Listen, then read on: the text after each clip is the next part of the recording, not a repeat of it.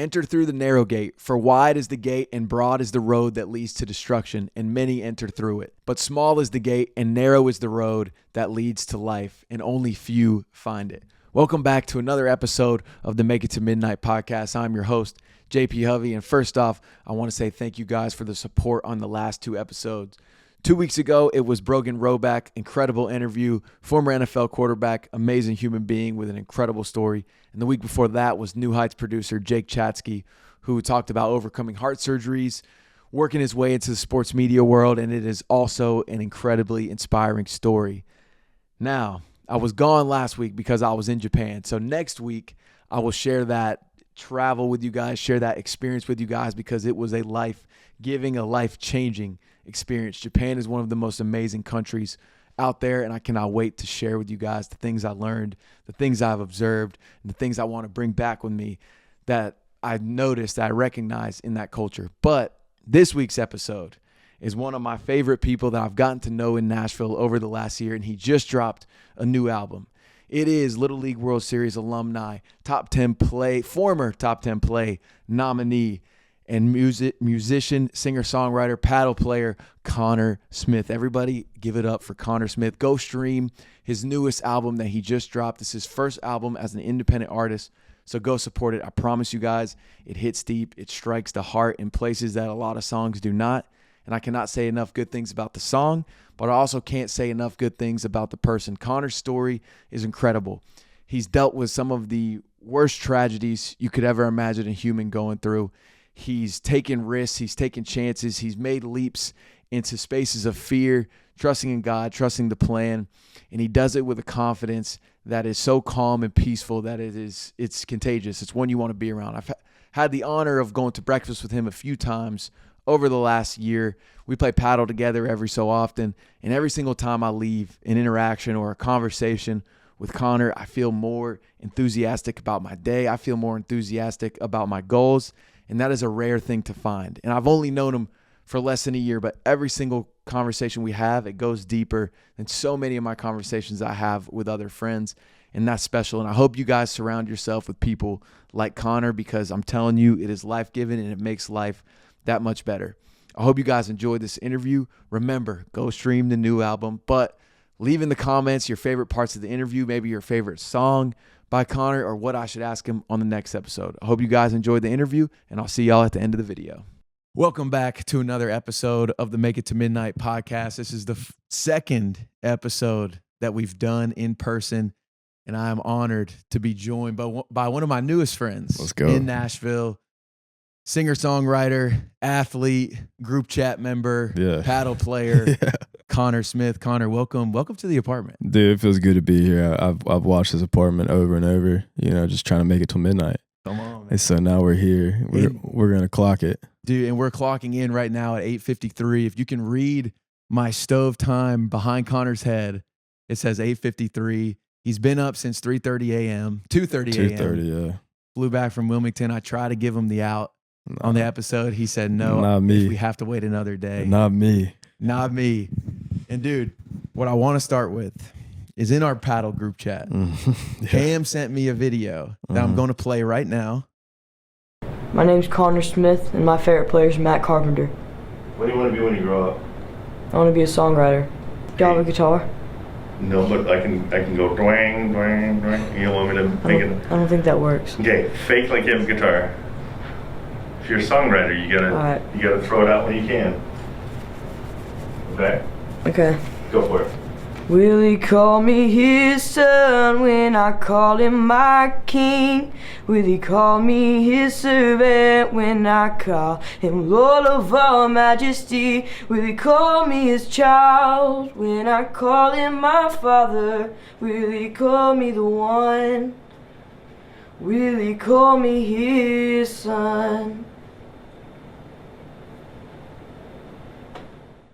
Were you aware of the lore of that video? Or of the I lore wasn't until I started to do some research. Now, Connor is a Little League World Series alumni. Yeah. What I want to hear about first, actually, is you made top 10 plays. Yes, I did. What was the play? It was a misread on a fly ball to left field. And it was the last out it was the last out of the game that took us to Williamsport. So it was like the championship game in regionals. And I was playing left, and bro hit a little like line drive, and I came in on it. First step back, you know that. Yeah. First step back, gotta be. Well, I took first step in, so then I had to like, readjust, and Be an athlete. jumped up and kind of awkwardly made a catch, and then found out I had it, and then ran in, and it was like highlight of my life, bro. Like I just Yeah, you heard dude. it. Well, and so then I'm 12, right? So like make this play. We go dog pile. We're going to Williamsport. Like it's a pipe dream. And then we just did it, And so we're down in Warner Robins, Georgia, and 12U, me and all these guys, and we're sitting. And that night, like bus comes to pick us up, to drive us to the airport, then to fly us, like whole thing. So we stay up all night long. So we've just accomplished like the dream of every 12-year-old. And so we're sitting in the hotel lobby, whole crew, all the parents, the whole fam. And we got SportsCenter on, top 10 plays. And it's in the back of my mind, like I got a shot. Someone right? had to see I it. got a shot, right? And so here's the funniest thing, bro. So number 9 comes, and it's my play. And I see it. We're freaking out. And they play the shot with like the announcers and everything, And there was a kid on the team who ended up playing at LSU named Blake Money. He remembers. Blake Money, listen. So they play my top 10 play, and you got the announcers, and I'm like, let's go, I made it. And they go, look at that spear from Blake Money in left. And I'm like, oh, yeah, bro. You didn't get the credit on the clip? They tagged me wrong. That's sickening. It's heartbreaking. Dude, because I've always been curious. Whenever I'm watching Little League World Series in the summer, all I can think about is, man, when these kids come back to school. Because you missed the first couple weeks of school, Clout, right? bro. I mean, how high is your head? It's unbelievable. And you get like 10 days. You get like 10 days of clout, and then on day 11, everyone's like, yo, no one cares anymore. Right. But like half of those kids, half of the kids on my team, like legit would post a picture from them in the World Series every week for like 2 years straight. Dude, you have to, though. You have to. You got to resurface one. Hey, that is. I just remember like 2 years later, like some of those guys were still just like posting their clips, and I was like, "Bro, we're 14 now. Like on to the next." Bro, we're in 8th grade. We got the 8th grade dance coming up. You can't keep posting this, dude. That is all time, and that clip is all time. You singing, you giving the little smirk at the end. Yeah. What do we think 13-year-old Connor would feel about the music that you just dropped? Oh man, I think he'd be fired up. I mean, it's one of those things where I just always knew. Like, you would ask me at 6, 7 years old, like, yo, what are you gonna do when you grow up? I'm like, I'm gonna be a songwriter. And like never a doubt in my mind. And so when we did that interview with Little League World Series, they give you like this little piece of paper and like ask you all these questions, just trying to find something interesting to ask you. And then you go into this room for the interviews. And so, they see like, he wants to be a songwriter. And so they're like, well, sing us a song. And I'm like, all right, this is my time. Crazy he didn't have the guitar. This is my time, bro. This is my time. I'm about to make it. Yeah, this is my time. This is American Idol, dude. I'm about to get discovered. And so I sang him a little song, and then we made it far enough in the World Series where we wind up on like this set of SportsCenter, and we were up there. I'll never forget, bro. So we're up on, it's at Williamsport, and they've got their whole like set up here. And so I'm sitting over there, and like on this team, man, I wasn't a starter. Like I was the kid they had to get the at bat in, like towards the end. Like I was in a little bit of a slump.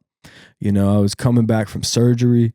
My timing was off in my swing. Like I'll give you that. I think I still hit, maybe about 300 in Williamsport, but Life flex.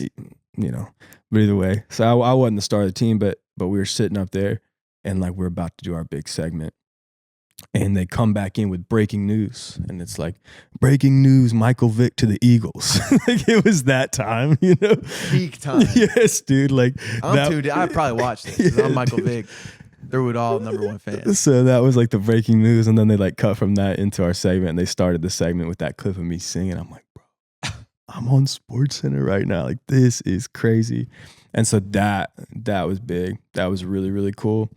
And yeah, it's so funny because like my whole thing, like it was always gonna be music, and then like I just had this really random baseball fact. You know, it's like it's so different to be like, yeah, I grew up playing baseball, which I did. Like baseball was my first love. But it's like it's a lot more fun to be like, yeah, I played in the League World Series. You know, it's like just such a crazy thing. But it's cool when I watch that video. I'm like, man, like it's cool that we're living in a lot of those dreams now. Yeah, it's awesome, man. It's cool to see the journey because it's nuts because it's like you were probably what 13 at the time of the Little League World Series. Yeah, 12. And then you end up signing like a songwriting deal 4 years later. Yeah, which is crazy. Well, what is that? Do they like actually? Before I get into that, because this is along that journey, and you always talk about your team and the pressure that you feel, you know, like as all artists do, you got to provide for your team. Yeah. I know one member of your team, and I think he might have met you when he was about 13. Yeah. Jake. Straight up. Integral piece of the team. Tell me about the first meeting with Jake. How old were you? And because I feel like it's probably around the same time as when you started. Maybe. Well, so I signed at 16, so I get this songwriter deal. It was pretty crazy. I was at I grew up in Franklin, you know, and so I was at like I grew up and like songwriters were like my celebrities. Yeah. So I remember being in a Chick-fil-A one time, my mom being like, "Hey, he wrote House That Built Me," and I'm like, "Oh my gosh, bro!" Like that was bigger than seeing Miranda Lambert for me, you know. But then I remember one time I was in a Zoe's kitchen when I was 15. And I just dropped these like 5-song EP and just had like just the discs of it, you know, it wasn't even out anywhere. I just had it. And I went to Zoe's kitchen and I see this guy named Ashley Gorley, who is the GOAT of songwriters, like #1 country songwriter, the Michael Jordan, no questions asked, like on his way to have 100 #1s. And for reference, if you have 20, you are rich as all get out. So this guy's like about to hit 100 at some point.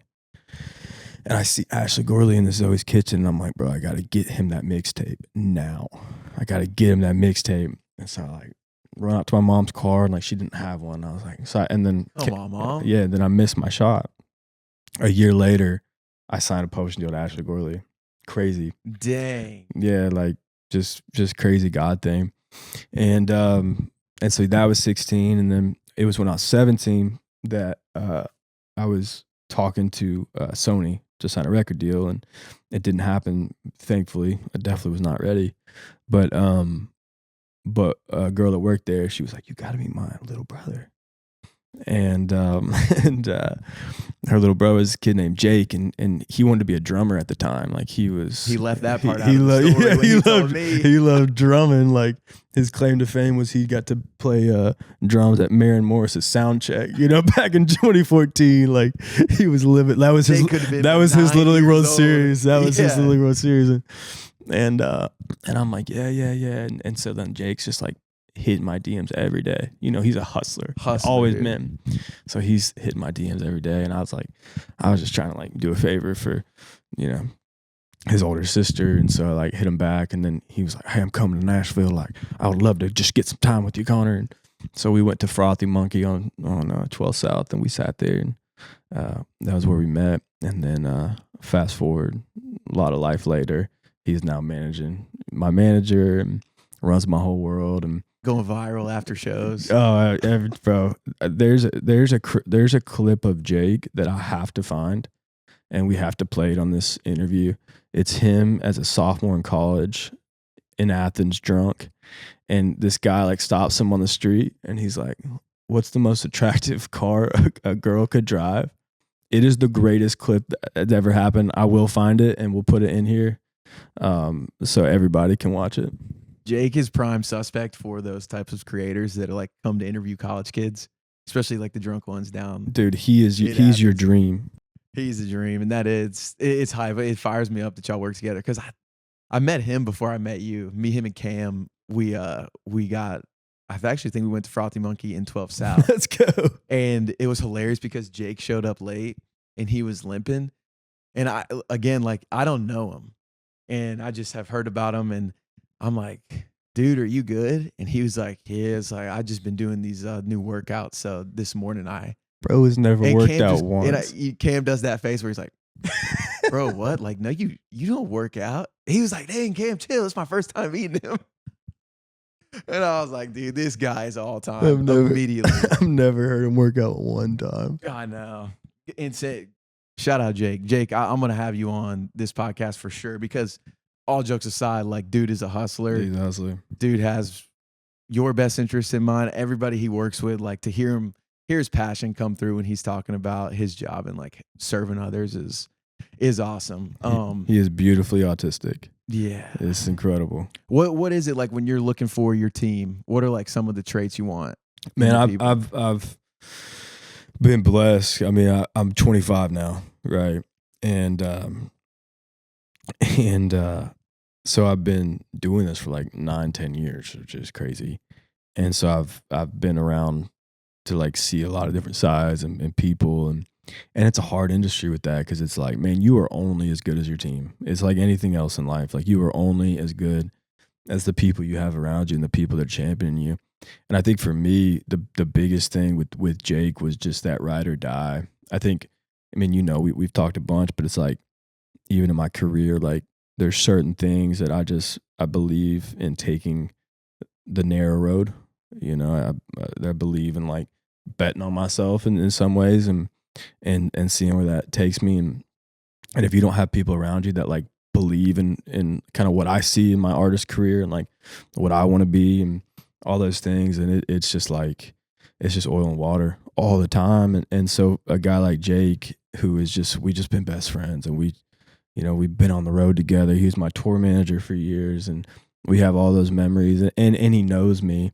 And so he he understands like what the goal is, because the goal is bigger than just, you know, getting rich and famous. Like that's not the goal. You know, the goal is like, hey, how do we make music that actually impacts and build something special here that people can look to? And my biggest thing with my job, and I think, you know, one of the cool things about what you do is like you get to make memories and like get these life experiences with like the people you love.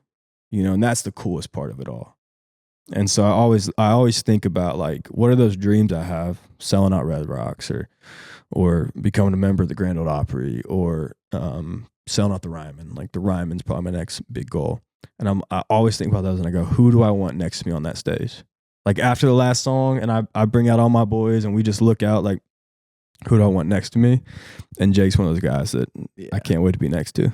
That's awesome. What were those always the goals? Or when you first started, was the goal like, man, I want the stadiums, I want number ones? Because I know the Red Rocks one I read in one of your Substacks.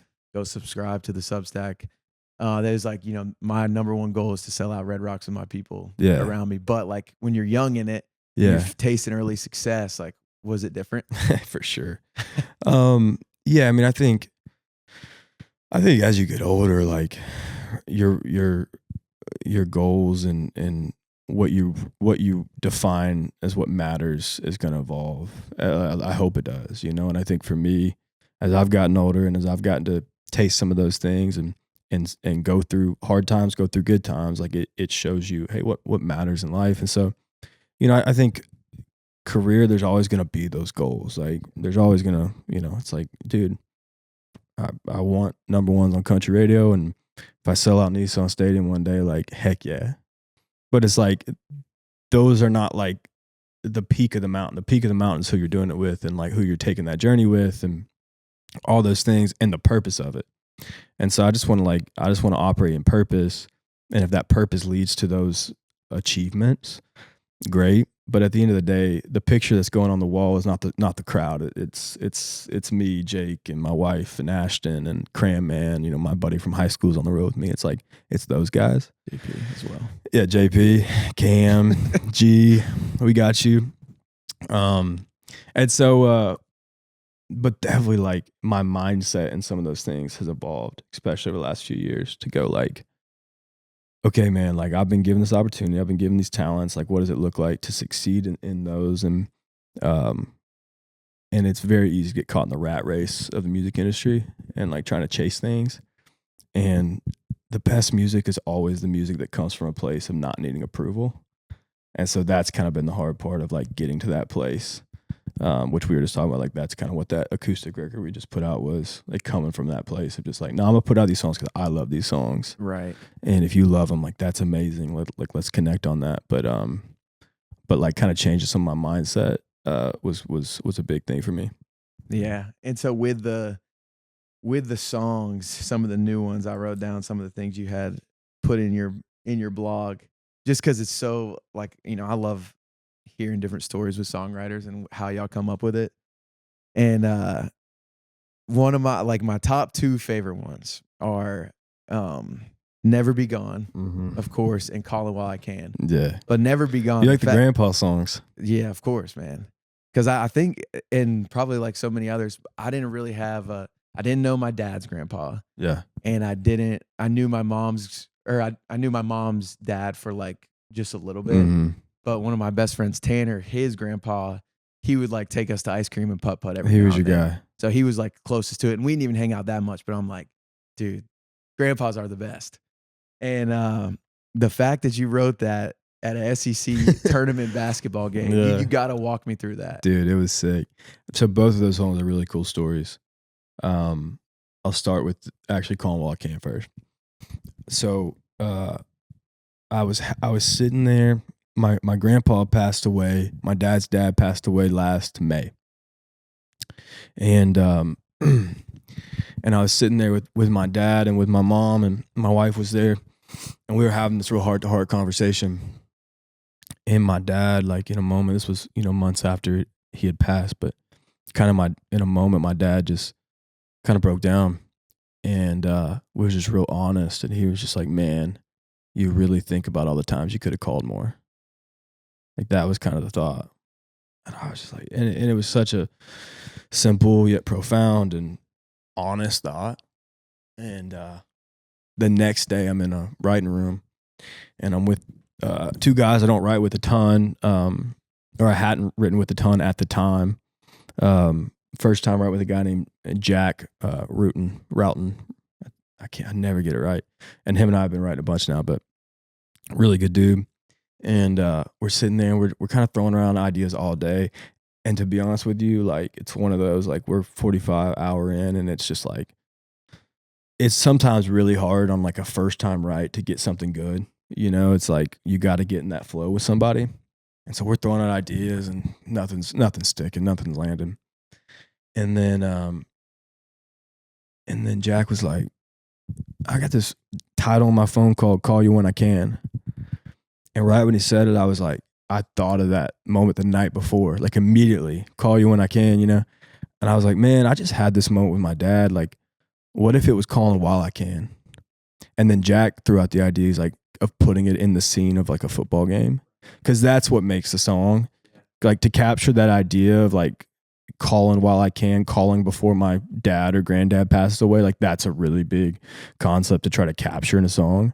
But to kind of sneak it into calling your dad at halftime of a football game and kind of set up the hook that way. And so that song's super, super special. And then Never Be Gone. I was sitting at the SEC basketball game. It was last year, and Tennessee was playing, and I was sitting in the stands, and it was like halftime, and I was scrolling on Instagram, and one of Leah's best friends and close friend of mine as well, but one of her best friends named Becca, her dad had passed away a few years ago, and I think it was the anniversary of his passing, and she posted these pictures of her dad, and she posted this one picture of her dad's old truck, and it was like this sick Chevy truck, and it was like a download, dude. Like in that moment, like I heard, as long as that 87 Chevy still runs, as long as them catfish catching on the bank, as long as they're still pouring coffee black, I'll see you every time that I hear Hank, or I'll hear you every time I hear Hank. It was like downloaded, and I just typed it in my phone real quick, and then like got home and finished it, and like wrote the whole song. And so we're putting out that song next. We fully produced it, so that's the next song out. And the album cover is the picture of that truck. Dude, that I wrote it off of. Does she know? Yeah. That's so cool. Yeah, what was it like telling her that? It was cool, man. It was really special. I got to play it for her for the first time recently. When I was at the Opry, she was there backstage, and I just put out the guitar and played it for her.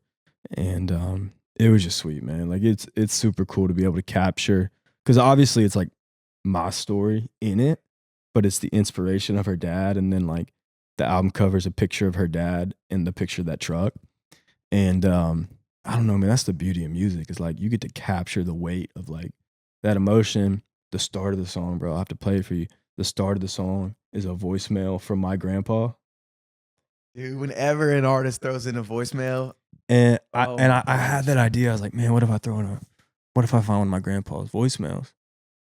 And so I was scrolling through and I found this one, and my grandpa goes, "Hey buddy, I want you to give me a call. I just read an article in the paper about I Hate Alabama, and I want you to read it. Like, it's really special. Like, I'm just so proud of you and I love you." And so I screen recorded it and I sent it to the producer. I was like, "Yo, can you throw this in there?" And so it's just awesome.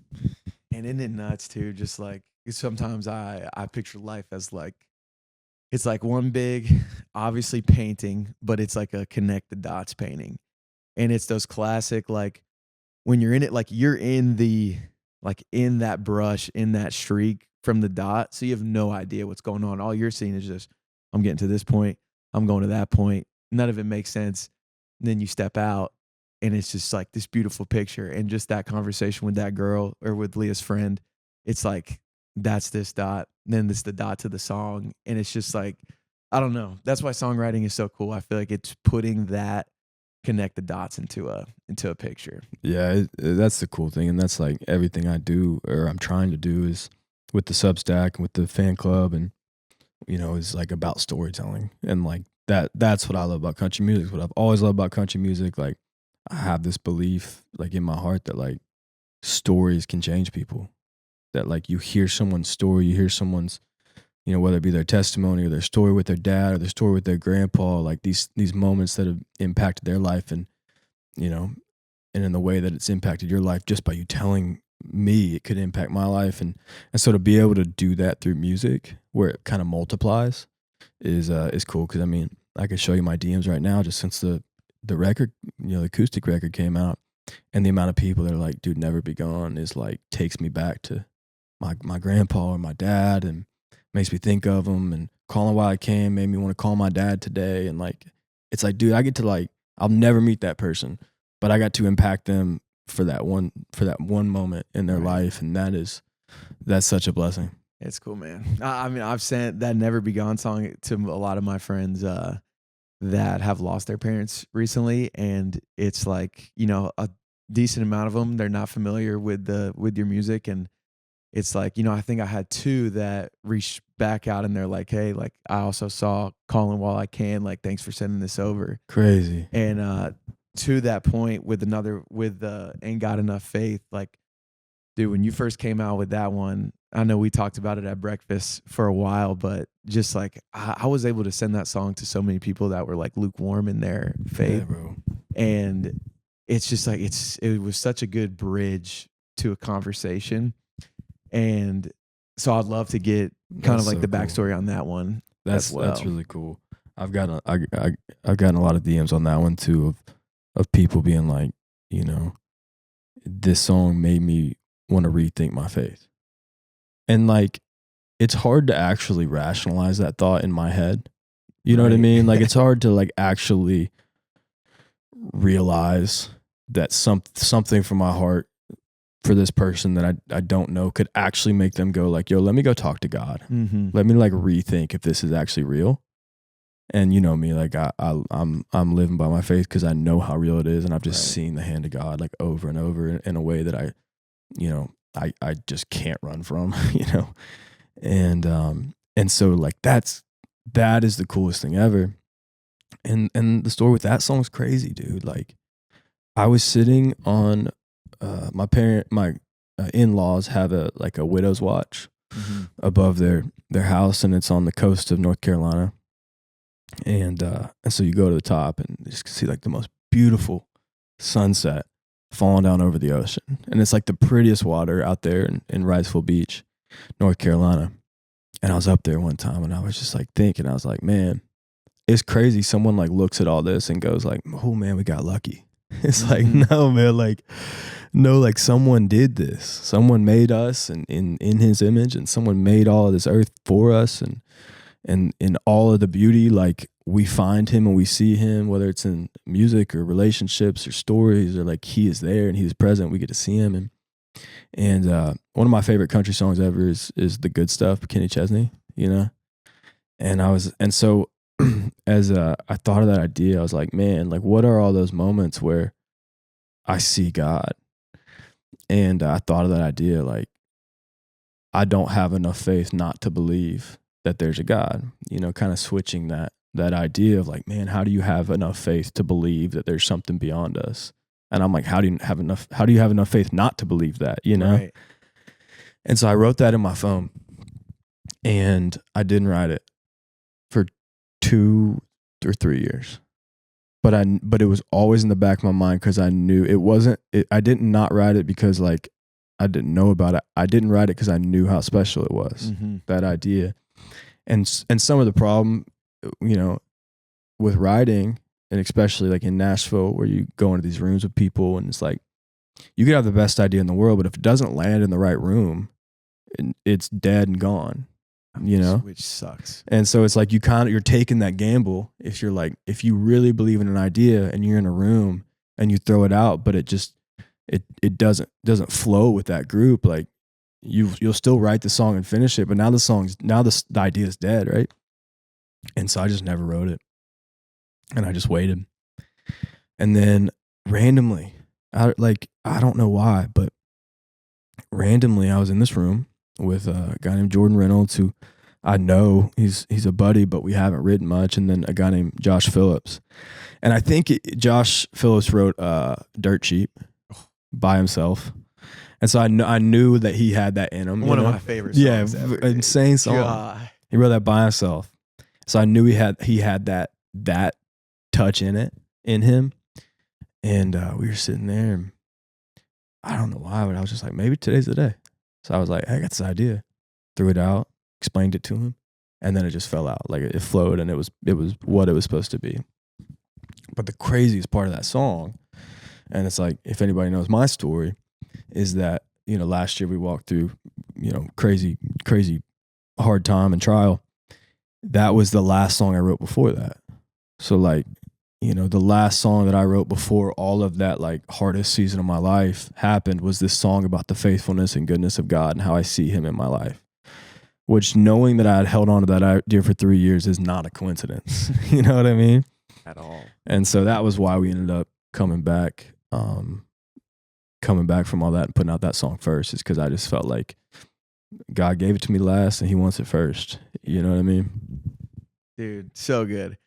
And I kind of like touching on that season of your life, the part that I'm kind of most interested in is just like those 4 weeks of isolation, because 4 weeks of isolation, not many people could do it, especially in today's society. And obviously circumstances are horrible. Yeah. Nobody wants to do it. But I'm just curious, what did you learn about yourself during that time? I think you learn so much. Yeah. I felt like the Lord had really taken me on a process of preparing me for that. And so obviously it was, you know, the hardest time of my life. But it also highlighted to me that my approval wasn't in others' opinions. Mm-hmm. Like, it really wasn't. Like, obviously there were plenty of, you know, things getting thrown at me and people's opinions getting thrown at me. And I would hear it, you know, maybe after I didn't really, like, I was fully isolated, like, right. Just me, the people I love the most, and the Lord. And so I think, for one, like, internally, especially after, like, it showed me, like, yo, those are actually the only opinions that will ever matter. Mm-hmm. And so, like, anybody else's opinion, like, it's not going to affect me because it doesn't hold any weight. And then I just learned, man, like, the purity of what we allow to be truth. Like, we have a choice every day of what we allow to be truth. And that's kind of the whole fight that we have on earth. Mm-hmm. Whether it's in your friendships, in your marriage, in your career, you know, in your walk with the Lord. Like whatever it is, like you have, like the battle every day is to define in your mind what you're going to believe is true. Like, what are you going to believe is true about your wife? Right. It's like I get in trouble when I have, when I think something that is not true about my wife's intentions, or whatever. And it's like, like that's the whole thing. And it's like in my own life, in my own walk, in my own journey, I was in a place for 4 weeks where the only voices I allowed in were like nothing other than the truth of the people who loved me the most. And that radically transformed my heart and my mind and protected me in those moments. And so I think for one, like I've already gotten the chance to sit with, guys or people who've been through similar things or just trials in general. And I'm able to kind of speak truth to them. And it only comes from a place of I've been there, you know, and that is a blessing to be able to know suffering in that way, because you're able to meet people in suffering in a way that I wasn't able to before. Yeah. It's crazy how that can just be one of the most common themes in life. Go through something hard, something unimaginable, something that you even wish would never have happened, but now it's like all of the impact that can come if you decide to take it into like, yeah, that's the thing. And you got to balance that, because you're like, okay, there's evil in this world, and I'm never going to understand what happened, and there's never going to be a day that it makes sense. But I do have the opportunity to, like, God promises that that he will turn all things for good for those who are called according to his plan. And I have a participation in that to just go, no, I choose to, like, use this to, like, honor him. And if I do that, then there will be fruit from it, and anybody that's ever walked through, like, especially if you're doing it with the Lord, but anybody that's walked through like a really, really hard time, like, that you come out the other side, like, way better, way more mature, way just elevated in your character and all those things. And so, yeah, that's just the choice you have when you go through trials, is like, how are you going to use this, because if you use it to be a blessing, then it'll bring fruit. Right. And so when did you decide to leave the record? I'm trying to piece the timeline together. Yeah. So that conversation came in July. In July. And when did everything go down? In June? Yeah, June 8th. It's I mean, what a decision to make. Mm-hmm. I'm sure there was a ton of what was kind of like the tipping point in, like, you know what, I need to do this. It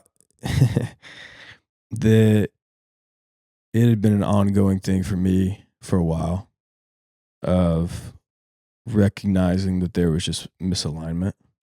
And, this is not to speak poorly of anybody. Like I said, like, alignment in your team is everything. And I felt, I knew, like, anytime I talk and people hear me talk about my career, like, I have this perspective on my career that it's a calling from the Lord. Mm-hmm.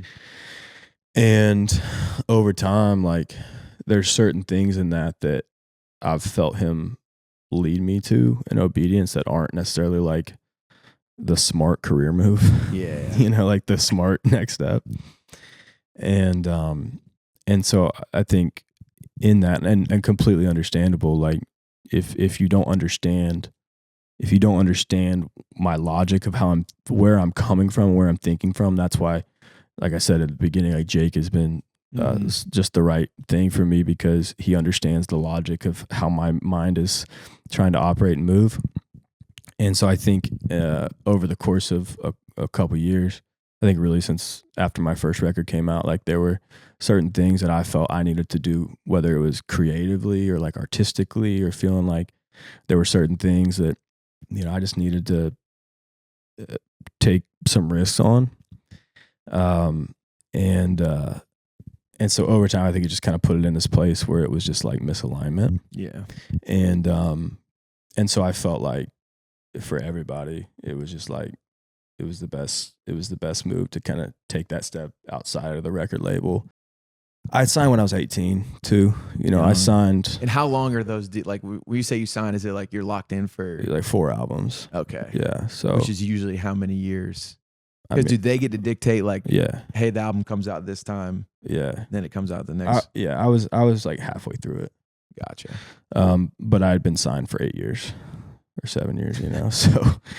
The industry is nuts. Yeah. And it does seem like more and more artists like are starting to at least explore the I mean route. the game's just so different, and that's what I was seeing too. I was just like, it was also for me, it was a decision about betting on myself and playing to my strengths. Yeah. Right. Like every artist and every person, but every artist, like they have certain strengths that they got to play to. Okay. And I felt like what my biggest strengths are as an artist and in my career is in like songwriting and in writing songs, and I do that in like I write a lot of songs, and there's a ton of songs that like I want out. You know, like even the 10 songs we just put out, like that's 1/3 of the songs that I want out right now, you know? Yeah. And so I felt like in the current landscape of the industry, like how I was gonna win was not in putting 5 songs out a year and trying to get each one to go viral. Like that's just not how, those aren't my strengths. And I felt like for me, the best way for me to build the career I want is to put out a lot of music, to put it out frequently, and to put out a lot of different sides of who I am as an artist. You know, if you listen to that acoustic record, like, and even those songs are all pretty stripped, and those were all kind of the 10 songs that would still sound good just acoustic. There's all like a lot of different sides to like the artistry there.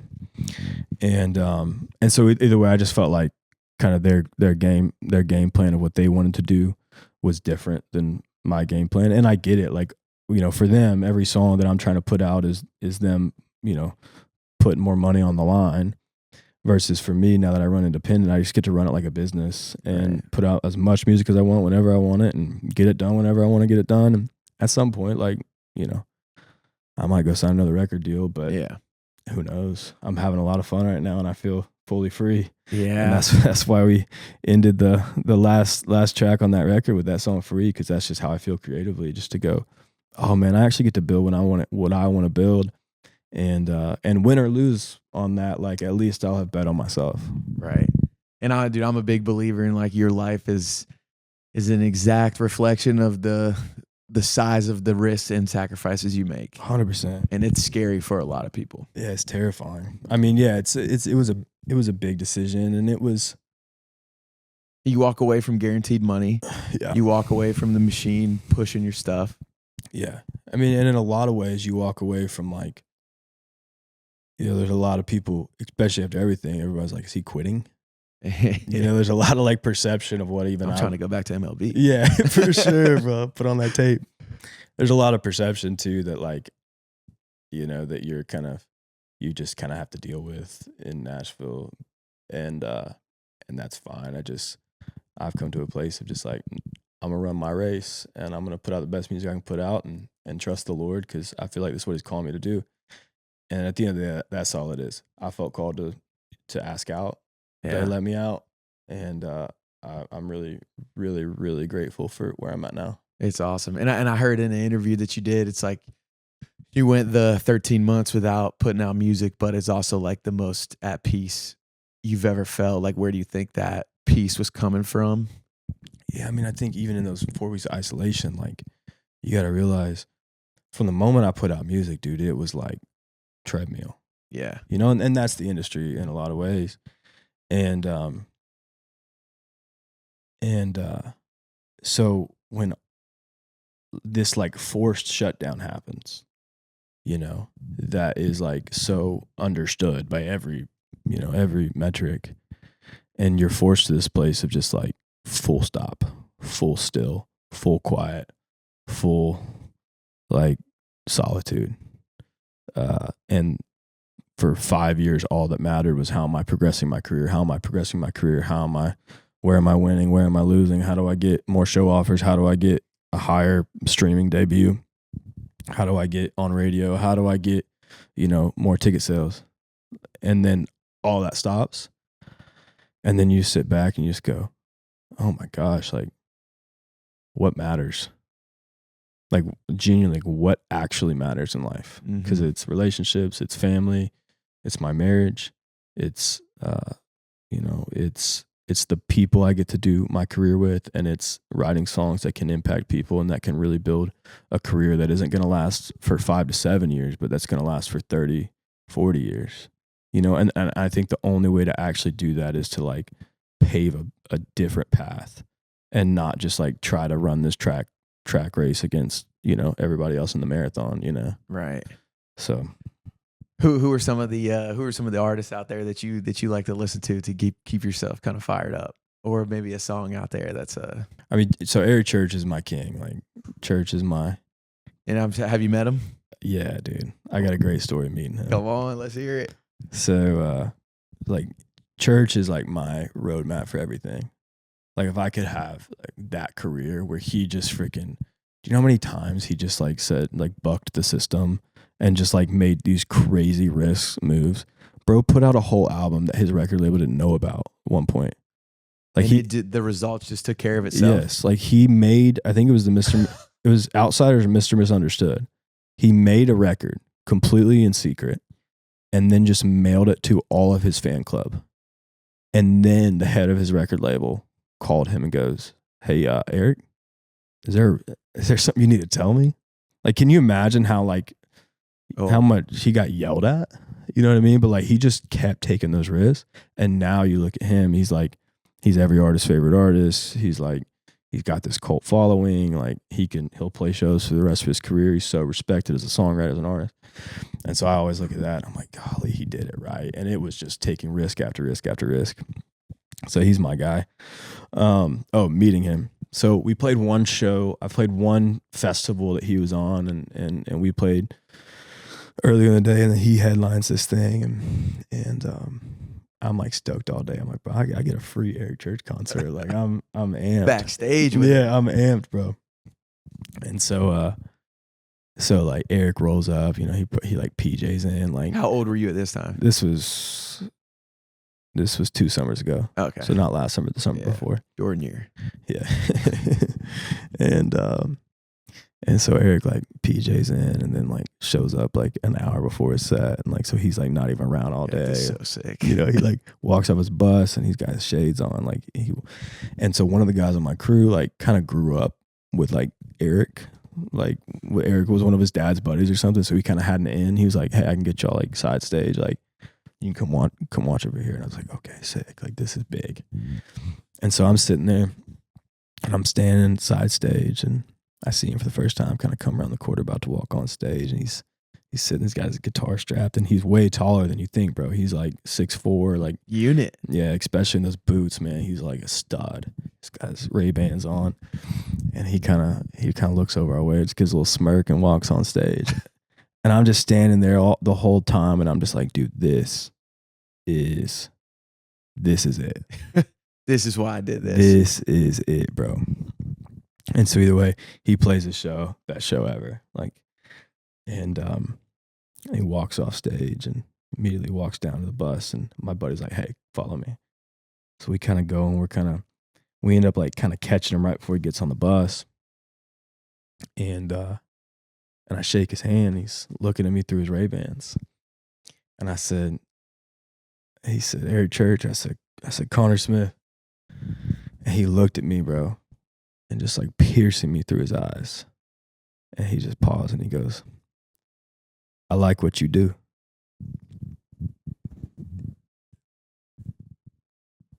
The creek's rising, brother. That marks a man, bro. that marks a man, bro. Hey, like, when did you become a man? Yeah. The church told me like what I did. He said, "I like what you do." And Dude. I was like, oh. And like I bet he probably doesn't really, but he knew enough to say that. Right. You know what I mean? I was just like, God. One of the goats. Yeah, bro. Just recognizing. Yeah. Has to feel so good too, because it is a grind. Like, yes, you tasted success early, but like how many songs did you write before, signing things? Like you've been writing since you were 6 years old or whatever. For sure. Would he be the dream collab? 100%. Yeah, he would be. That would just be like, He's a fan of the show, so Eric, come now that you're on, listening, come on, King. you know it. Dude, that's too fun. What is the another little fun one for you? Or not, maybe it's not even a fun one, but what's your sad boy song? Your go-to sad boy song? God, that's a good question. Heartbreak Warfare, John Mayer is like my favorite song ever. Or a little deep cut, My Thoughts on You by Band Camino. Dude. Those are like my 2 favorite songs ever. Band Camino is slept on hitter. And I guess that probably is something you could be excited about in the solo process, is working with artists across all. Yeah, 100%. I mean, any of that stuff, like I love Mayer. I love like Camino. Like those are some of my favorite stuff. Sometimes it's hard to like even, especially current. Like I can listen to old country. Like I'll listen to like couple, like first record Al Dean, first record Luke Bryan, first record Church. Like sometimes it's harder to like listen to. It'd be like you trying to listen to, Pardon My Take or something, where you're just like kind of analyzing it the whole time. Yeah. Dude, first record Al Dean, and he takes the tractor. I'll be on my just in the lawnmower out front. I'll just put it in the headphones, like, damn man, like I'm really out here just living the sweat equity life. Yard's not even an acre. It's like blue collar, John Deere, waiting on the rideable mower, listening to Jason Aldean. Like, this is too good. Something I heard in another podcast you did too that I loved, and it was, I don't know if you said this or if this is coming from somebody else, but when you weren't following God fully, you felt like you had less problems and less peace. And then when you were following, you had more problems, but more peace. That's the truth. Expand on that for me, because I love that. That's the truth, bro. Like, I think about that a lot, because, yeah, man, I think the more that the more that you try to live the way God's calling you, the more you're going to get attacked for it, And that's like, I say that's like spiritually speaking, even more than like other people. Like, sure, there's that, but, like, I believe that we're all in a war, that's fighting for who we're going to worship. And God's called us all and has a plan for all of our lives. And I like to say sometimes, I was like God is like the master painter, right? And what he's asking from us is a blank canvas. But most of the time what we give him is like, hey, here, God, here's what I've been working on. I got the house right here. And then I want this job would be sick. And then here's kind of the land I want the house to be built on. And then like, here's the front porch. And like, here's like the wife I'm kind of thinking here, like, all right, make this prettier. You know what I mean? Right. Like we kind of like, and he's like, no, dude, I'm Da Vinci. Yeah. Like, give me the blank canvas and let me give a painting that is way more beautiful than you can ever imagine. But that fight for surrender is the fight that we're all walking in our lives. And so, I've, in those kind of seasons where I was living outside of that and living for myself and, living in sin and all those things, like I would, like everything else was kind of going good. Like, but I would just have anxiety all the time. And I was like, where, like, and I would get mad about it. I'd be like, bro, what, like, why am I always anxious? Yeah. And then I realized that was just the Holy Spirit, that I'd asked for. And then once I gave my life to the Lord, like, I began to watch my problems, just like all this stuff started to get thrown at me. And then, but at the same time, it like just it didn't affect me. Because I think the reality of it is like, man, when you're living right with God, like, he's going to show up for you. When you're not, you're like, shoot, this is my mess to clean up. You know what I mean? Definitely.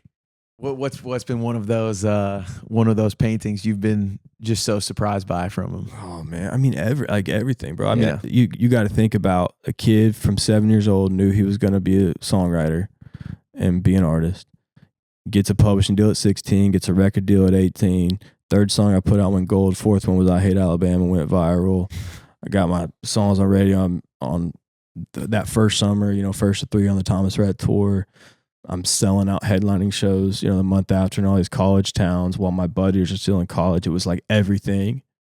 It was just easy. Like, it felt like just everything I was doing was like, and it did feel like that pride of like, yeah, this is what I was made for and what I was always going to do.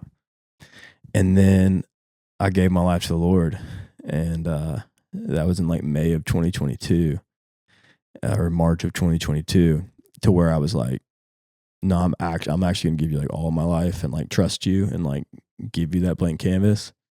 And that was where he started to kind of show me how much identity I had outside of what mattered, you know? And so I think that was where it started, this journey of really stripping some things and really humbling me in a lot of ways, and kind of going through seasons of growing and learning and maturing. And then, you know, obviously everything that happened last year is just like, you know, it's awful, terrible, and a crazy trial. And so, I mean, bro, if you would have told me that I'd be sitting here at 25, I still don't have a number one, and I'm talking to you about how I don't have a record deal, I would have I would have been like, what? I was like, there's no shot. Yeah. You know, like I just, that wasn't the painting. Right. But the reality of it is that I've got an amazing wife. I've got incredible friendships and relationships. And I'm sitting here on the cusp of this like fresh start to my career that I fully believe is going to be 10x anything I could have ever done on my own. And it's been from trusting the Lord, and it's been a process of just like, it's been trials, but all those trials are like what kind of gives me that confidence to just stand in boldness on what I feel called to do. Right. Yeah. Best way to build confidence is to create evidence. Yeah. And you're creating it. Come on. I wish I came up with that. That's good. Heard that one from either Alex Hormozy or Chris Williamson. But those are your kings. Those are your Eric Church. He's your Eric Church. Chris is for sure. And there was a great interview with Hormozy, because Hormozy's a little too like. Was it the one with Tony Robbins? I saw it. I watched it. That's right. We were he froze. I think maybe. Dude, yeah, he just stripped him of all of like. I mean, you got to stop chasing this money. Like, it's okay to be happy. It's okay to kind of like enjoy. Yeah, it was great. The simple things, which just it fired me up. Bro, I'm calling it now. One day you're gonna meet Chris. You gonna shake his hand. He's gonna look at you. He goes, "I like what you do." He'll have on his blue light blockers. It's gonna hit. Which a lot of Chris's are my kings, and one of my friends, he actually just met Chris Hemsworth in Hawaii. Wow. And Sid and I are going to Japan on Friday. Big. And Chris just put up an Instagram post 2 days ago from Japan, and I sent it to her. I was like, we literally just missed him. Then this morning, my friend Caesar, he owns this Mexican restaurant. Shout out Mr. Salsa's in Greenville. And he's in Hawaii with his wife. And he just sends me a photo of him and Chris Hemsworth in Hawaii. No shot. And I'm just like, dude, Japan to Hawaii. It's not far. Come on. But what I wanted to say after what we were just talking on is like one of the things, because dude, getting to know you over just the last few months has been like, it was one of the highlights of my 2025. Because, you know, I've been like, as I've gotten older, you just kind of like, you don't really know what it's going to look like making friends as you get older. Totally. And especially I'm 30 now, to a lot of my coworkers. You kind of like, probably not going to meet that many new friends until I have kids and I meet my kids' friends. But when I met you, I guess it was in Greenville actually after the that festival, and then we started getting breakfast. We started playing paddle. We were having so many life-giving conversations. 100%. And I was telling so many people about it. Like, man, like it's really never too late to make like new friends that you have this close relationship with. And kind of like the number one thing that stands out to you, like from my perspective, is you have this just like this peaceful, humble confidence. Thank you, bro. Yeah, definitely. And obviously it's been done through a ton of work, ton of prayer and all of that. And that's recognized. But I'm curious, like, who were the people in your life growing up and now that you kind of sense that from, that you were viewing as role models? God, that's a good question. I appreciate it, man. That's one of the biggest compliments you give. I think that my wife has taught me so much about that. Like, she carries that peaceful confidence that, like, really convicted me when I first met her, because like, man, she just walks in this air of confidence and peace, but like doesn't need to prove anything. And I think there's so much of my life is like felt like I needed to prove things. And it was really just in that process, like I said, of like coming from like all this identity built around my ability to like getting stripped, and then being like, oh man, like I can come to respect who I am as a person, and really just try to like speak life into people. And I mean, you just get around certain people. There's a guy named JJ, and he lives out in California. He lives in Orange County, and I met him randomly through some people, and he's one of the coolest dudes I've ever been around, because he's this black dude that is just like the coolest dude. Like when he walks in a room, like everybody's just like, hey, what's he up to? You know? Right. Need to be friends with this guy. Yeah. And I could never figure out, like, he's successful and like knows everybody, but I could never figure out, what does he do? What does he do? And like every now and then he'll call me and be like, hey, I need you to play the show. Like whatever. And I'll be there with you. I was like, okay. And those people go one of two ways. Yes. They're the ultimate scam Yes, artist. that's the thing. And like he promises to the point where you're like, this guy's probably scamming. And then he delivers every time. And so finally he had me play the show in Hawaii at the end of last year. And I was sitting there with him, and I see him once or twice a year. But every time I'm with him, bro, every conversation I leave, and I am more inspired and more passionate and more fired up to like impact people every single time. And so finally I looked at him last time I saw him, and I go, bro, I've known you for like 2 or 3 years. And I've always been trying to figure out what you do. Like I've always been trying to figure out what your thing is. And like why are you pouring into me the way you are? Yeah. You know, like I can't give you anything. I was like, oh, I've been trying to figure out what you do. I was like, but I realized that like your job is building trust. Like his like job and his like passion and his calling in life is building trust with people. And so every time I leave with him, I'm just like, I want to give people, I want to build trust with people. I want to like pour into people. I want people to like leave conversations and feel like whatever they're stressed about or whatever, it's like, oh man, there's a purpose for all these things. And you do the same thing. Like we were just having a conversation before, and you were just like, yeah, man, I was just telling him like, bro, because it happened, it was supposed to happen. And you're speaking life and you're pouring into people. And I just think about, you know, I think so many times in our own lives, like we're just kind of living in our head, and we'll have these moments with people and then we'll move on. But the reality of it is like, bro, we can change someone's life in one conversation. Like we really can. And I know that because it's happened to me. Like I've had people that just like in one breakfast, in one coffee, in one phone call that changed my life. Can you give examples of? Yeah, I'll give you one right now. After the accident, 2 or 3 days after the accident, I called my closest mentor, a guy named Gabe who lives in California. And I was on the phone with him, and I was weeping, and I broke.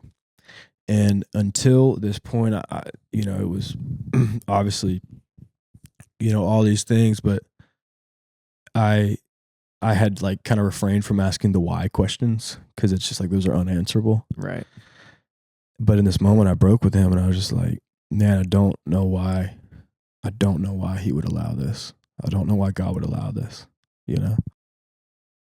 And I just was weeping, and I was like, man, I've tried so hard and so imperfectly. Like I am imperfect and broken, you know, in every way and need a savior. But like, I've tried so hard to like make the hard decisions to like be faithful to like what I felt the Lord wanted from me. Why has it led me here? Why did he allow this? And bro, he paused for a couple seconds, and he said, to be honest with you, Connor, whenever I read in the scriptures, oftentimes with the people God uses, it is because they are faithful that he allows suffering. And when he said that, it like changed everything about my journey. Yeah. Like that one sentence. He didn't try to explain it. He didn't try to like, he just said that one sentence. And like that, I think about that sentence every week because it's like, oh my gosh, man, like, no, God did not want this to happen or will this to happen. Like, this is evil that I'll never understand until I reach heaven. But he allowed it to happen. And that doesn't mean that he doesn't have his hand on my life or have a purpose for my life. It actually highlights that he does. And that it's now my job and my purpose to walk that out. And so like that one sentence, bro, that's just one of those examples where it's like, man, if you speak truth into people, like it can change their whole life. Yeah, that's awesome, man. And I'm fired up you said that because I feel like that's such a good story for like the mission that I'm trying to carry out on this page is like, I want people to feel empowered after listening to a conversation of that exact thing. Like, hey, no matter who you are listening to it, like you have all the capabilities in the world to change somebody's life. 100%. You just got to believe in it. And then I know we're approaching 10 p.m. So let's keep riding, bro. We'll get you out of here semi soon. But one of the questions I enjoy asking people is just where are some of the like small places in life that you find joy? Paddle. Come on. Early morning paddle sessions facing off against you, you know. We got to join forces one week. I just think it'd be too much. Overwhelming. I'll say this, like when I'm standing across from you and you're serving my way and I'm prepared for it, it's like that's a delicacy of life for me, you know. Right. And it's the arena. Just the arena we always talk about. And to see you and Cam over there, just like Greenville 864. Yeah, just running it, you know, and just staying united. You know, there's every now and then that, you know, Cam will make a play and I'll look over at you and it's not a great play, you know. It's one of those plays that you're like, man, what's he doing? You know, and I'll look over at you and man, you just got a smile of you just like, I love that guy. Like I'm ride or die with that guy. And that fires me up. You know, me and G, I just feel like me and G have this beautiful chemistry that is just subtle. You know, we just got different games. So I love paddle. Other joys in life, man. Sitting around a fire is a joy of life. That is one of the greatest joys of life. And then being in creative flow is the greatest thing. I mean, you know it too. Like when you're in flow on like writing or like whatever, man, that's where I feel connected to God the most. It's like I just like feel like I'm inside of like what I was made to do, and so those are simple joys, and then yeah, man, honestly, like conversation like this, I think it's why you and I connected off the jump. I was telling my brother today, I was like, man, it's funny. Like, I feel like the older I get, the more I struggle to talk to people. I don't know why. I just like feel like the older I get, like the more I'm struggling to like interact in like a normal sense. and a lot of it's just because like, well, I'll say, but the other side of that is like, but when I connect with someone and when like I can see like, oh, there's depth there and like, yo, let's like dive into that. It's like, man, we could talk about that, but we could run on a conversation for 5 hours. And that is like my favorite thing in the world is just like connecting on depth and stories and mission, you know, like that's the thing I see in you is like, you're a dude who's trying to live on mission, you know, and whatever you do. And like, whether it's with this or with bussing or even the tennis thing, it's like everything you do, you want to do it with a purpose and you want to do it with the excellence and you want to do it with the dedication that's like just not half-hearted. And like, I respect that so much. And I think that's the thing where it's like, one of my favorite verses is do not grow weary in doing good, for in the proper season you will reap what you have sown. And I think there's a lot of times in anything, whether it's with this or whether it's me and the music, especially being independent or whatever, like, man, there's a lot of times that it gets weary. It gets weary of just like, yo, am I wasting my time? You know, I'm up at 10, my wife's in bed, I got 3 cameras I got to take down after this, you know, for you. And you're like, but like you're doing this with a purpose of like, yo, if I can impact one person off this conversation, then like it's worth the time. And like I see in you that you stay in that spot, which is like you're fighting for truth there. And that's just like, I respect that so much. And so like, that, man. I'm super grateful for your friendship and for you, making room to grab breakfast and just pour into me, man. For sure, dude. It's been one of my favorite parts of being in Nashville, for sure. And it is cool too, like you're saying, how like the older you get, the harder it is to talk to people. And we were last week in Bible study, and it also nuts how small of a town Nashville is. Like the Bible study I'm in, there's 2 of Connor's like childhood friends. Who's the other one? Keegan. Maybe you met him in college. Yeah, Keegan's my boy. Yeah. We go way back. Just I forgot Keegan was in there. And it's just like, it's nuts because, I've been able to bring you up both times. Like, oh yeah, like I've been starting to get to know Connor a little bit, and they all speak super highly. But last week we were just going through when Jesus meets the woman at the well, and one of the guys in our Bible study, James, he was just like, he thought it was so cool how like Jesus was essentially just talking to somebody at the water fountain. And that was kind of how he took it, of like, we never do that. And even as real as like, I'm at the YMCA and I'm waiting in line for the water fountain, I don't say anything to that person. And it woke something up in me. And we were out this Saturday at a friend's birthday doing like a field day at Centennial. And I'm standing there watching the volleyball game, and one of the guys is standing next to me, and I don't know him. And we just start striking up a conversation, and I'm hearing he's 20 years old, and he's there for the guy, Ethan, whose birthday it is. And Ethan essentially has like really not saved this kid's life, but like pointed him to God, inspired him in this awesome way. And the kid is from Alaska. He moved over to Nashville because his brother was here.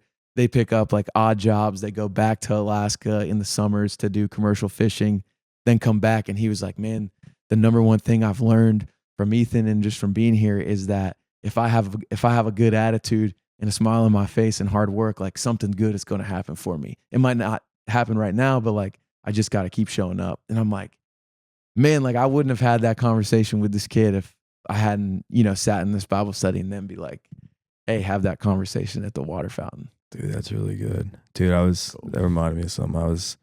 When I was in North Carolina last week, and I went with my father-in-law to pick up a lawnmower he got fixed on. And we were sitting in this parking lot, the trailer on this back of this Toyota, and we were just sitting there waiting on this lawnmower to come out, and this old white guy pulls up with a cig in his mouth, and he parks, and he just walks over to us and just starts talking.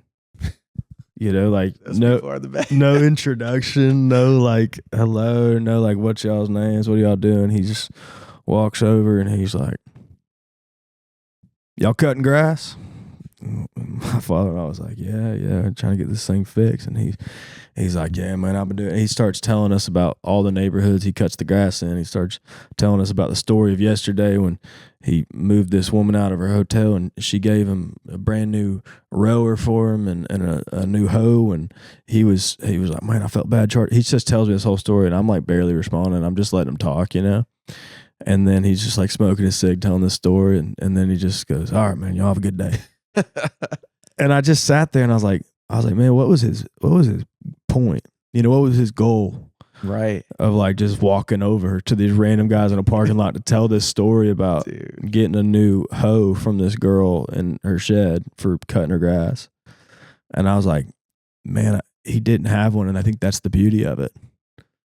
You know what I mean? It was just kind of that old school, like just, and we're losing that now. Yeah, we're losing that. And like, even what I'm saying is like, it's like, I need to be better about it. We all do, but it's hard because it's like, yeah, you're talking about that guy, like that conversation. He just like gave you a little something he learned. And then you're thinking about it a week later. Right. It's like, yeah, that's a lost art, I think. And just those daily encounters where we can actually impact people. Yeah. And everybody plays a role in everyone's life. It's like, I love Lauren Daigle's song. I forget the title of it, but it's basically like, to know me is to also know all the people that have touched my life. Yeah. And specifically, one of my friends, they lost their mom, and their mom was like a huge factor in our childhood. Like, always go over to the Beeson's house.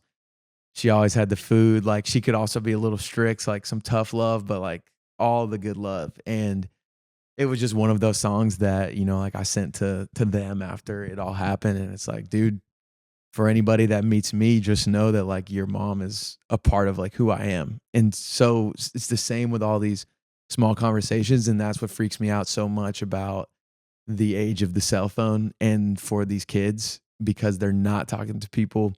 Anxiety is going through the roof. Depression rates are going through the roof. Suicide rates are going through the roof. And it's like people are no longer being made up of like actual face-to-face interactions. They're being made up of online interactions. And it's like, it's heartbreaking. Bro, I was sitting with my buddy on a fire the other night, and we were drinking a glass of whiskey, sitting around this fire, and we got in this long conversation. Just like we were in it deep. But at one point we just start kind of unpacking the fruits of the spirit. Okay. And he pulls out his phone. He starts reading through all the fruits of the spirit and the definition for each one. And like, I don't know the exact definition, but for the definition on peace, it was like, you know, whatever. But the end of it was like, and within harmonious relationships. And I was like, yo, reread that one. And he read it.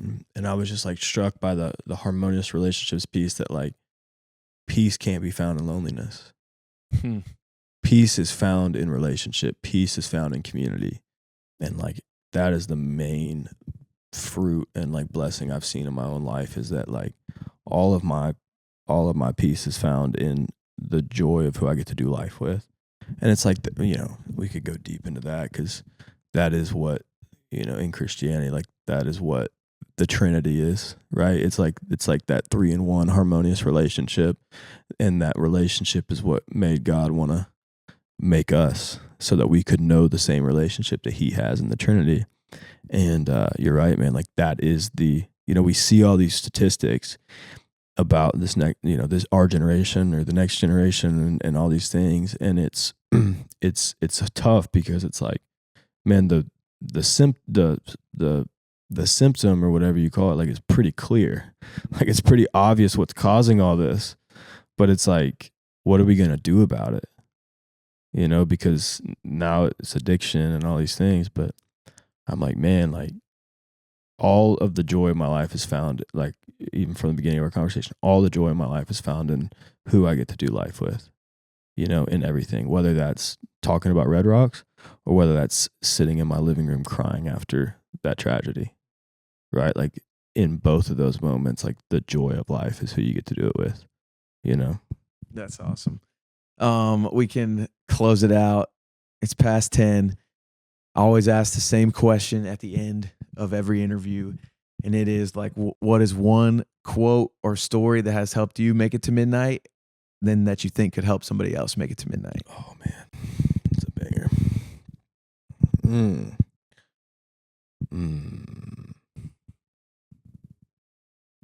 And we'll definitely have to do a part 2, because I got some other questions on here that we'll have to, later on. Yeah, man, that's such a good question. Here's a funny story. This is just what came to mind. I would have probably had something more profound if I had prepared for that question. I should have sent it to you before. I should have knew that one was coming. So it was like 10 days after everything happened last year. And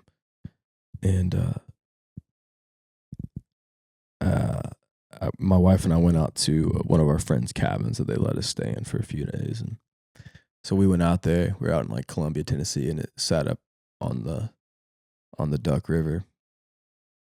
And it was like 11 o'clock. And earlier that night, my wife and I, some of our best friends, Natalie and Dylan Marlow, they came out and were going to stay the night with us. And Dylan was the first person at my house when, you know, the everything happened the next morning. And then he had to go back on the road. And so he ends up, 10 days later, he ends up coming out, and him and I just kind of get a moment alone for the first time, and obviously with some more processed emotions on both sides. And we went down to this river, and we were like, man, let's go find like a line and see if we can hook in it, put a little hot dog or something, and try to see if we can hook something. And so now it's like midnight, and we're gone through this barn, and we found this little string. We put a little hook on it with like a little rock on it, and we get some sausages, and we're gonna go out and just go fish this duck river. So we're sitting out there, and we're standing on the duck river, and it's midnight, and we're just like hand throwing this line, both of us, and we just have this conversation, and it was really beautiful because it was him who was in this place of, he was out on tour with Bailey Zimmerman at the time, and he was like, man, to be honest with you, I'm like carrying guilt out there because I feel like I'm out here and like I know what you're walking through, and I feel like I've left you behind, and I was sitting here from this place of like my eyes were just so open to like this race of what we're running in, and just like this place of like, man, what, like just where everything stops, and we're sitting here and we just have this conversation to where it's just like, he's direct support at arena shows on Bailey Zimmerman. I'm in the hardest moment of my entire life. But in this moment, we've just made a fishing line that we're throwing out into a river at midnight with chicken sausages on it. And in that moment, man, it was just, we felt like we were 14 again. And it was like the most beautiful thing because in the moment we both felt peace. He felt peace in the middle of this rat race he's running and, fighting for all this stuff and on the road constantly and away from home and living this dream, but also wrestling with the only realities of that. I'm here, but in this moment we were just two best friends fishing on the Duck River at midnight. With some sausage. And that's how I think you make it till midnight. That's awesome. What an answer for not being prepared. Yeah, that's about as good as praise God. And I hate that. I wish I could end on that, but I did put on the question. I put on my Instagram story for some questions, and the Make It to Midnight audience is not large, but we got some ride or dies out there that I got to make sure that they know that I'm seeing their stuff. Absolutely. Garrett Hargis, when are we playing paddle next? King. Not Wednesday, sadly. I'll clip that, send it to the group. Let's see. You answered this one. Somebody asked, Maximilian asked, who does he want to go on tour with the most? Church. What is his hardest song? This is from Preston Cone. What is his hardest song to sing emotionally? Emotionally? I mean, you made that comment about why do we do this, bro? That song is so hard to sing. Like I had to cut that vocal a few times to restart. Emotionally, what's the hardest song to sing? I think Callin' While I Can is gonna be. Mm-hmm. If you go watch the YouTube video on that song, there's that big YouTube video we did, and I'm sitting out on this cliff, and on the exact line, this is the only time it happens throughout the whole video, on this exact line that I say, we're coming up on 6 months since the Lord called Grandpa up. Right when I say Grandpa, bro, this like single leaf just falls right in front of the camera. It's the craziest thing. So go check that out. But I think that one will be. This is from Ethan Pierce. Best Tennessee football game / experience. Oh, I mean, the greatest. I've been at some great games, namely not for us, but I was at the game against Oklahoma when Baker Mayfield got the starting job. Oh, yeah. That OT game, I was there. Banger game. But the best memory I have with Tennessee football is 2016, Georgia Hail Mary, Juwan Jennings. I will never forget where I was when I ran and jumped into my father's arms. I will never forget that moment. That is epic. And Ethan, if you wanted me to answer that question for best Tennessee football game experience, I'd say South Carolina versus Tennessee 2022 in Columbia when we whooped them. Oh my gosh, because y'all cheated? we don't got to get it. And then the last one, this is from Jess Cagle. You've kind of shared it throughout this episode, but What inspired him to share his faith through songs more recently and beautifully, by the way? Thank That's you. from Jess. You know, I think what goes in comes out, man. You know, it's just like, it's interesting. Like, the more I dive in, the more that, like, that's just naturally kind of what flows out in general. Mm-hmm. And so it's very organic. It's not like I'm sitting down like, let me write a Jesus song. Like, Right. I'm actually never doing that. It just kind of wear my heart out a lot of days.